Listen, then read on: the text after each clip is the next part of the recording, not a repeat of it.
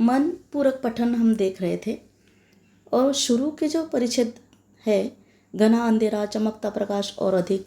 दूसरा है करते जाओ पाने की मत सोचो जीवन सारा। तीसरा है जीवन नैया मझधार में डोले संभाले कौन। ये 3 परिच्छेद के अर्थ इसके पहले के वीडियो में बताए गए हैं। तो उसके बाद का परिच्छेद हम देखते हैं। ये विकास परिहार इन्होंने लिखा है और ये हाइको का प्रकार है। जैसे कविता, शेरो शायरी, गज़ल ऐसे अन्य प्रकार होते, वैसे जापान की काव्य विधा है, मतलब वहाँ की पद्धति है। और ये बहुत छोटी कविता माने जाते हैं विश्व की, क्योंकि बहुत कम शब्द इस्तेमाल किए जाते हैं इस कविता में। ये मैंने पहले ही उस वीडियो में बताया है, फिर भी एक बार मैंने और बता दिया। उसके बाद का परिच्छेद हम देख रहे हैं। रंग बिरंगे रंग संग लेकर आया फागुन। तो सिर्फ एक त्यौहार है होली का, फागुन का त्यौहार मतलब होली का त्यौहार। तो सिर्फ एक त्यौहार है होली का कि जिस महीने में वो आ रहा है। तो जब भी हमें पता चलता है कि इस महीने में होली आ रही है, तो पहले से ही मन में खुशियाँ दौड़ना शुरू हो जाती है कि इस महीने में होली आ रही है, होली आ रही है। बहुत खुश हो जाते हैं। जिनको जिनको होली का त्यौहार पसंद है वो सब खुशियों से झूमना शुरू हो जाते हैं पहले ही, होली आने के पहले ही। तो ये एक त्यौहार भी अपने साथ इतनी सारी खुशियाँ ला सकता है, इतने सारे दिनों तक वो खुशियाँ हमें दे सकता है या कायम रख सकता है और इतने सारे लोगों को दे सकता है। तो वो एक सिर्फ त्यौहार अगर इतनी सारे बातें वो कर सकता है कि वो खुशियाँ दे सकता है, बहुत दिनों के लिए दे सकता है, बहुत सारे लोगों को दे सकता है। ये अगर त्यौहार इतना सारा कर सकता है तो हम तो इंसान हैं। इससे हमें सीख लेनी चाहिए कि वो अगर सिर्फ त्यौहार होकर इतना सब कुछ कर सकता है तो हम इंसान बुद्धिवादी इंसान हैं, तो हम क्यों नहीं कर सकते। ये सीख हमें ये संदेश देता है। उसके बाद का परिच्छेद देखते हैं। कार्टून के बीच खिलखिलाता फूल देता प्रेरणा। इसमें गुलाब का फूल अच्छी तरह से फिट बैठता है। तो वो जन्म से लेकर मृत्यु तक कार्टून के साथ ही तो बढ़ता है, बड़ा होता है। तो कभी वो ऐसा नहीं दिखाई देता कि वो रो रहा है कि मेरी ज़िंदगी ऐसी क्यों, खुद की ज़िंदगी को कोसता हुआ मुझे क्यों ऐसा मिला, पूरी ज़िंदगी में कार्टून के साथ चलो मैं अभी नहीं जी पाता, ऐसे दुखी कष्टी वो होता हुआ नहीं दिखाई देता। उल्टा वो खिलखिलाता हुआ, हंसता हुआ ऐसा दिखाई देता है। दूसरों को खुशियाँ देता हुआ और प्रसन्नता देता हुआ, प्रसन्न करता है दूसरों को। जब भी हम उसको देखते हैं सुगंध देता है वो दूसरों को, पूरे माहौल वो जैसा वो सुगंधित कर देता है, ऐसा वो दिखता है। तो वो एक फूल है, तो वो फूल भी जैसे हमें एक प्रेरणा दे रहा है, बता रहा है जैसे कि क्यों नहीं कर सकते हम ये सब कुछ। अगर हमारे जीवन में दुख है, संकट है, कुछ भी मुसीबतें हैं, तो वो ठीक है कि वो हमारी है, लेकिन हम भी अगर दूसरों को कुछ देने लायक अगर हम हैं, हम में खासियत है कि दूसरों को हम कुछ दे सकते हैं, तो वो क्यों ना दे दूसरों को। दूसरों के जीवन में अगर हम खुशियाँ ला सकते हैं, उनके जीवन में जैसे सुगंधित हम बना दें उनका जीवन, ऐसे अगर कर सकते हैं तो क्यों नहीं कर सकते। तो ये गुलाब का फूल हमें प्रेरणा दे रहा है, ये सीख हमें ये संदेश दे रहा है।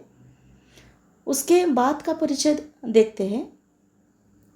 भीतरी कुंठा आंखों के द्वार से आई बाहर।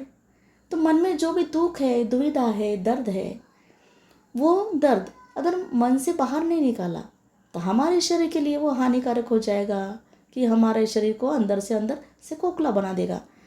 तो इसीलिए वो दुख, दर्द, दुविधा जो है वो मन के अंदर से बाहर निकाल कर फेंकना बहुत ज़रूरी है। तो अब कैसे करें, उसको बाहर नहीं निकाल सकते ऐसा भी नहीं है।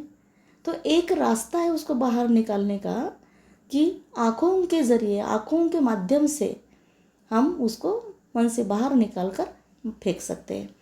तो ये आँखें ये माध्यम है उस दुख को बाहर निकालने का।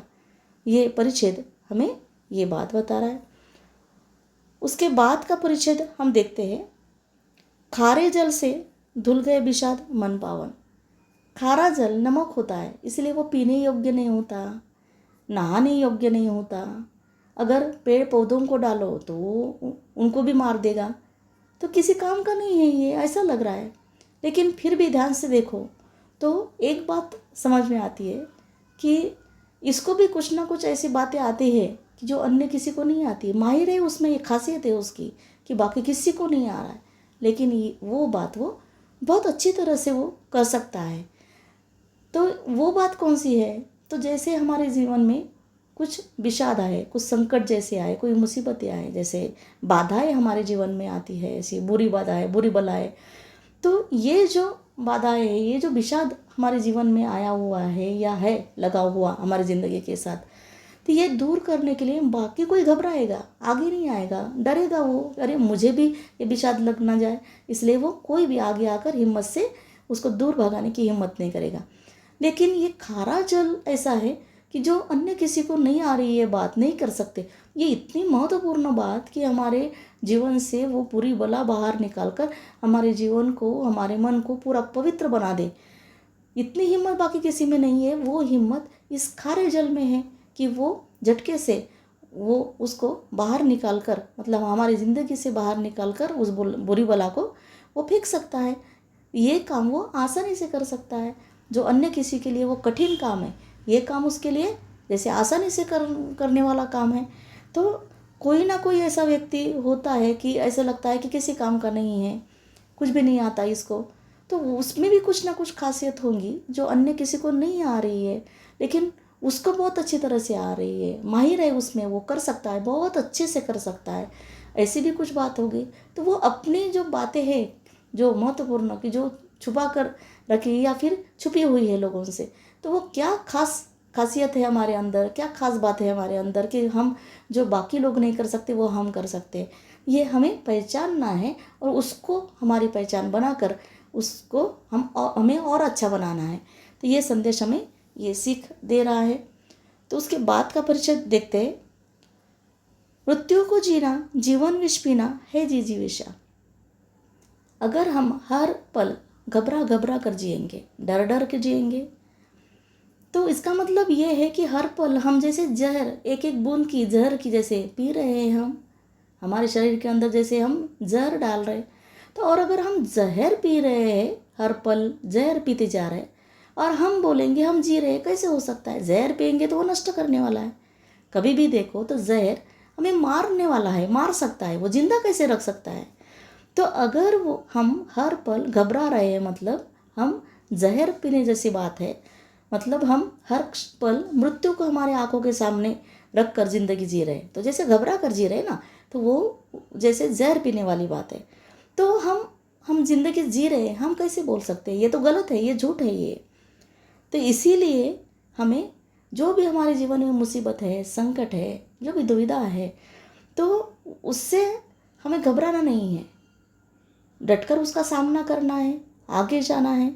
तो इस तरह से हमारे जीवन को हमें घबरा घबरा कर नहीं, तो मुसीबत का सामना डटकर कर कर हर पल जीना है। ऐसा ये संदेश हमें ये परिचय बताता है।